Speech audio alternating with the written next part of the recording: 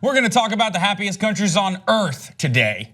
And unfortunately, the US didn't even make the top 10. Spoiler alert, #1 happiest country on the planet is Norway. And it actually unseated Denmark, which used to be the #1 happiest country. And by like very small percentage points. And also like a favorite statistic of a lot of girls I went to college with. I studied abroad in Denmark, and actually it's statistically the happiest place on earth. So yeah, I had a good time. Wow, the things you had to put up with terrible. Straight girls that are experimenting with their sexualities. Well, that was just them studying abroad, but that. Okay. Anyway, Iceland coming in hot at #3, Switzerland #4, Finland #5, Rwanda is on the other end of the spectrum, not at #6. You were like you would think. You didn't know what you were reading when you read that, did you? You were like, Rwanda? Like you would think. I got you there. I joked. I joke. I kid, I joke. Okay, anyway, coming in hot, Rwanda at the bottom of the barrel. And then Central African Republic is literally the least happy place on earth. Well, you know what, they should. One thing I wanna mention here is that, is it an accident that the top 5 countries all have democratic socialist policies set in place that ensure the quality of life of all of its citizens are as high as possible? Maybe that's why the US is #14, even though it's the greatest country on earth. And we say that all the time. Okay. And yet we treat our citizens like shit. So what they use to find these correlations is salvage this. The Cantrell Self-Anchoring Striving Scale, which was created in 1965. And basically it asks questions to have the respondents put themselves on a scale between 1 to 10, but in the form of a ladder. So it's like, please imagine a ladder with the steps numbered 0 at the bottom, 10 at the top. The top of the ladder represents the best possible life for you, and the bottom of the ladder represents the worst possible life for you. On which steps of the ladder would you say you personally feel you stand at this time? On which step do you think you will stand about 5 years from now? And so that's what they use for this research when they ask them. So the cool thing about it is that the respondent, they can self-anchor themselves based on their own perspectives and how they feel. But what they have found is that how people respond is generally correlated to how their government responds to their social well-being, and also if there's like war in the country, and also GDP is also a factor. So all of that correlates, but it still comes back to how a person feels in that moment and how they see their future playing out.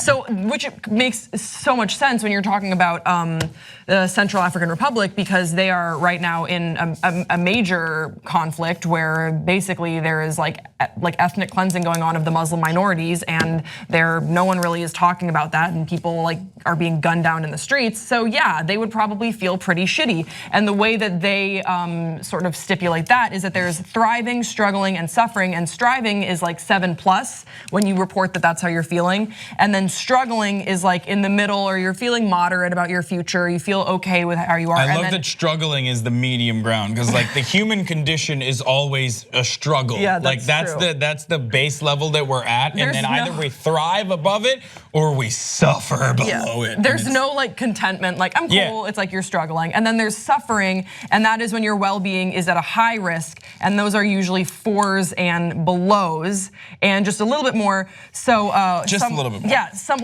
of the categories that line up with how people responded to the survey is the percentage thriving across countries has a reliability of 0.81 and correlates highly with per capita GDP, health expenditures per capita, the Human Development Index ranking from the United Nations, and citizen engagement. The percent suffering is less than 1% in Denmark and 40% in Zimbabwe, and that percent suffering correlates highly with other measures of poverty. So you took this to an entirely different place that I intended to take it to when we were. Saying that, I didn't realize Dr. Cantrell was your uncle and you wanted to promote his scale so much. so aggressively. And I'm really happy that you informed our audience on the happiness scale. I just wanted to talk about why you think what are the conditions, what are the factors that play into it? Okay, so here's an interesting thing too. But going back to the scale. So obviously we talked a little bit about how like GDP and how like the citizens of any given country are taken care of does play into how do they respond, but it still comes back to their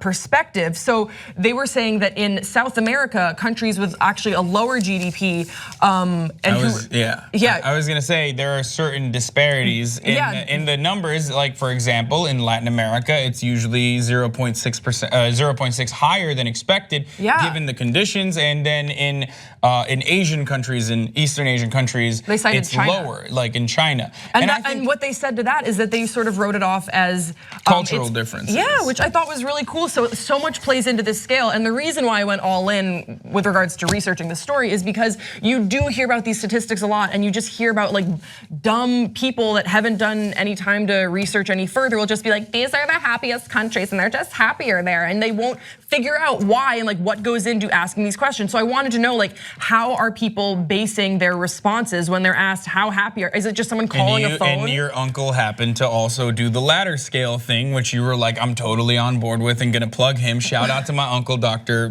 Carhill. Chemtrails. But anyway, look, I really like this. Even I saw it when Bernie Sanders actually tweeted this out when he was like, I wonder. He was like, It's like this permanent emoji when he tweeted this out and said, look at the number, look at the top 5 countries that are the happiest countries. And by the way, you don't really associate culturally happiness with Scandinavian countries because those places are cold as shit. Okay. You don't? Would you associate it? Yeah. Would you associate happiness with Scandinavian countries? When you look at like Scandinavian people as a people, and I'm being so stereotypical. Oh no, like I'm being stereotypical against white people. Murder me. But yeah, when you look at that, you wouldn't normally assume like, I mean, look, ABBA has an entire, like they've built an entire, and they represent culture, they do. And they represent all of Sweden. They represent, but music, do you want me to really get into it further? Okay, music represents a time and place and how people felt, people felt in that cultural time and place. Yeah, there's also like ABBA, Swedish doom metal though. I understand, but that's overwhelmingly, that's usually the norm when you think about like, Nordic rock bands and heavy metal and, like satanic messaging and blah, right? But then you have ABBA, which was widely successful, and they constantly talked about sunlight and they constantly talked about a longingness for it and like, we're actually happy, haha. Which is why I'm saying that these countries are not normally, like the people of these countries are not normally culturally associated with happiness, and that largely is based around the fact that there's not a lot of sunlight at these places. And even on top of that, the point I'm trying to make is because their social policies are so progressive that even on top of that, and by the way, these are all, I'm speaking in absolutes, but these are all my opinions, obviously. Given all these factors that I just mentioned, they're still happiest. Yes. Which means that these social policies probably work. And I just can't get the image of you dancing to ABBA out of my vision right now. Like that's all I get. The dancing queen. You are the dancing queen. Young and sweet. You're confirming a lot of people's suspicions about you right now. You can run, having the time of your life. Ooh, leave us your thoughts in the comment section below, everyone. And don't forget to like and subscribe, Pop Trigger. We'll see you next time.